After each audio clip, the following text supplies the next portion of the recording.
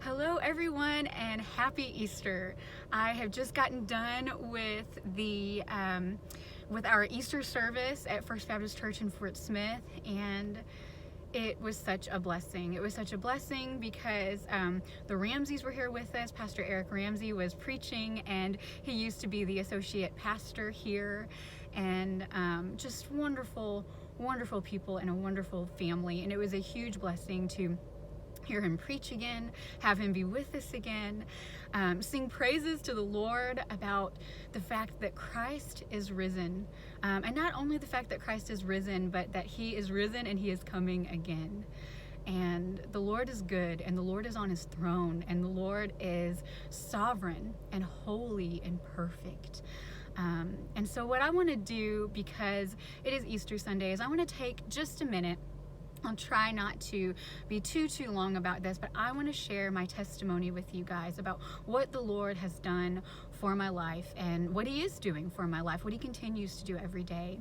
He has saved me. I was born into a Christian family, and that is a blessing. And my parents took me to church, but for a while, I was going to church because my parents were going to church, and I was going to Sunday school because that's where they would take me. And I would hear these Bible stories about David and Goliath, Daniel in the lion's den, Shadrach, Meshach, and Abednego getting put in that room where the fire was turned on and it was super hot, and yet the angel was there in their midst, and they did not burn. And so time and time again, I would hear these biblical stories about God being so powerful. And I loved those stories, but that's all they were for me, is that they were stories.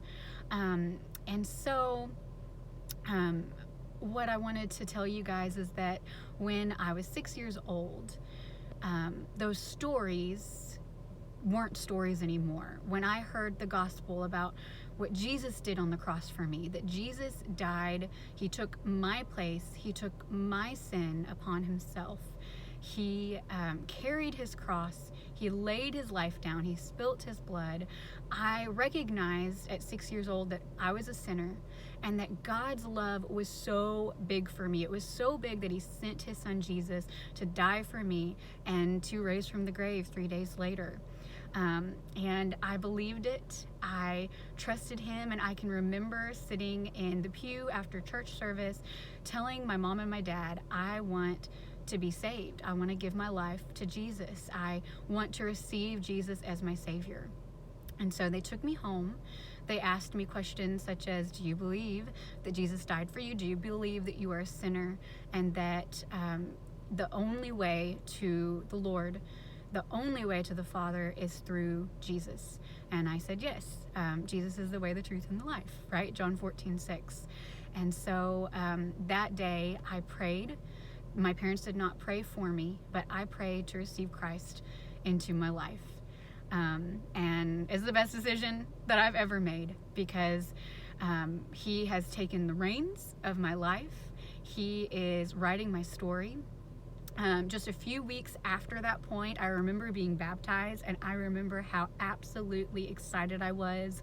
I was just radiating with joy because I was so ready to be dunked in that water. And even just this morning, there were 2 kids who were baptized this morning, and it made me think back on that day of just this excitement for being baptized and showing people I believe in Jesus and I love Jesus and what he has done for me. And that still holds true to today. I know that back then when I was 6, I didn't have a deep understanding of who he was, because I was just beginning to cultivate a relationship with him. And it really wasn't until the 5th grade that I was convicted that I needed to start having a personal quiet time with the Lord. That apart from going to church and Sunday school and a Christian school where I actually was taught the Bible and taught how to study the Bible, that I needed to take it beyond that and be the church and be the light and be the salt of the earth and a city on a hill. That's who we are called to be. And so in 5th grade, I was convicted that I was not pursuing the Lord in my daily walk every day, every moment, every second. And it was then that I began to study the Word on my own a little bit, and write in my prayer journal and write Christian poems. And I had always had a deep love for writing, which I still do today. And the Lord has cultivated one of my passions and one of my gifts to, I believe, teach others about Christ and point others to Christ through writing, whether that's poems or blogs or fantastical stories, even, all to glorify the Lord.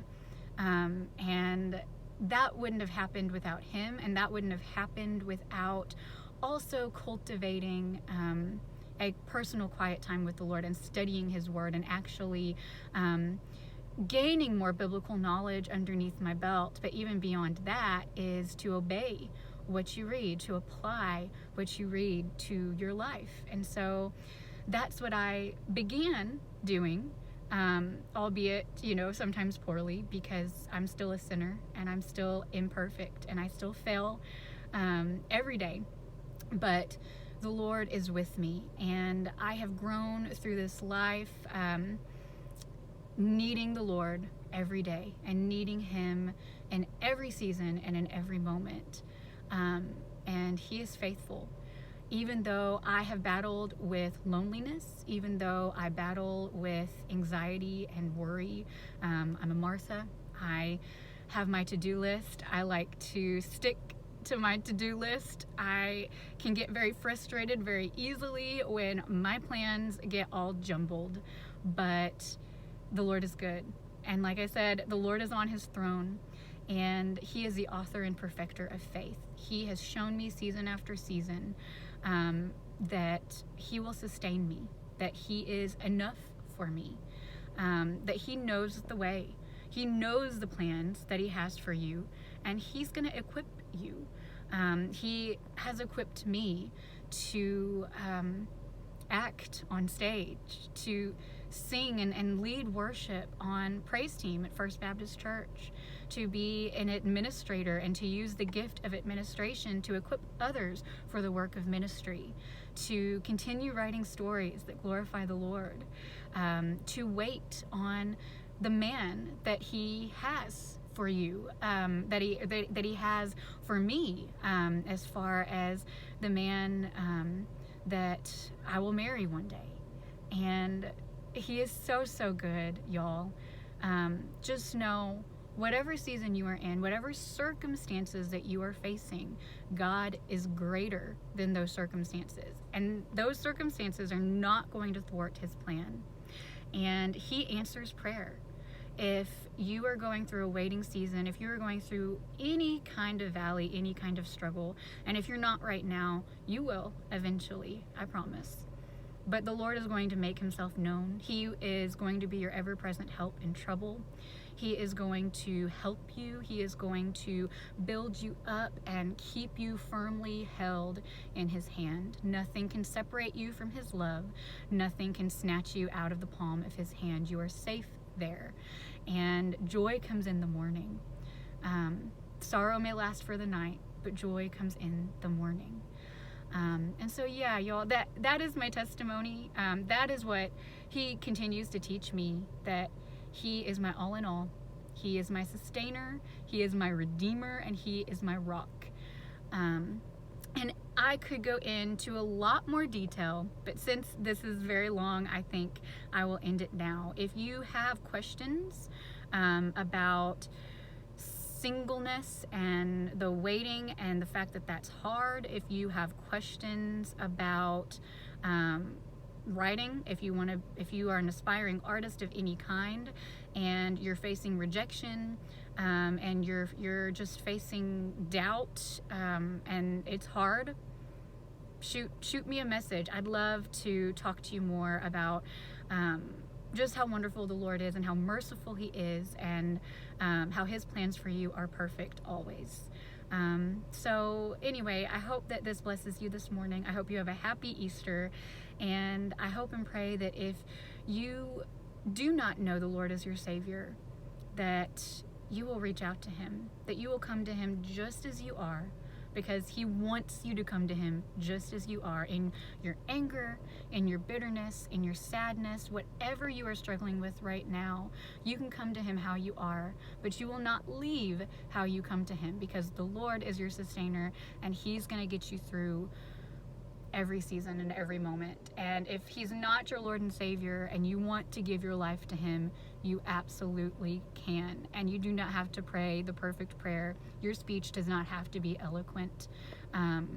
You can pour your heart out to him in a mumbly jumbly way, and he hears you and he understands and he loves you so much.